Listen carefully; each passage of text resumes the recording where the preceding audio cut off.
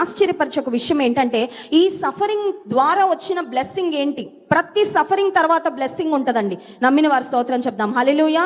మనకి ఇష్టం ఉండదు అది, అసలు సఫరింగే మనకి ఇష్టం ఉండదు. దేవా ఏమైనా ఛాన్స్ ఉంటే ఆ పేజెస్ నా లైఫ్ అనే బుక్లో డిలీట్ చేసాను ఆయన, సఫరింగ్ అనే చాప్టర్స్ లేకుండా చేయి ప్రభా, ప్లీజ్ మేక్ దెమ్ డిసపియర్, ఎందుకంటే నాకు ఇష్టం లేదంటావు. కానీ ఒక మాట చెప్పమంటారా, ఆశీర్వాద మార్గము సఫరింగ్ తర్వాతే వస్తుందండి.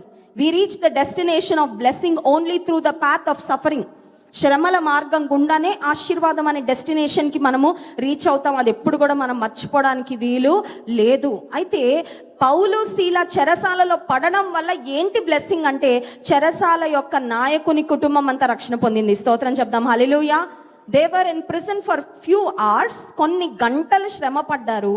కానీ ఆ వచనాలు మన తర్వాత చదివితే 30వ వచనం, చెరసాల నాయకుడు అడుగుతున్నాడు, అయ్యలారా రక్షణ పొందుటకు మేమేమి, అయ్యా మీరు మీ జీవితం ద్వారా యేసయ్యను చూపించేశారయ్యా, మీ మార్గంలోకి మేము రావాలంటే మేమేమీ చేయాలి. చెరసాల నాయకుని యొక్క కుటుంబ రక్షణ ఎలా జరిగిందంటే, ఖచ్చితంగా పౌలు శీలలు చెరసాలలోకి వెళ్ళుట ద్వారానే. చెరసాలలో వారి యొక్క ప్రవర్తన, వారు చేసిన కార్యాలు అంత మాత్రమే కాదు, ఆ చెరసాల యొక్క పునాదులు అదరి భూకంపం వచ్చినా కూడా వారు తప్పించుకోకుండా అందరూ అక్కడే ఉండడం వల్ల వారి ఆనెస్టీని చూసి చెరసాల నాయకుడు ఆశ్చర్యపడే. He was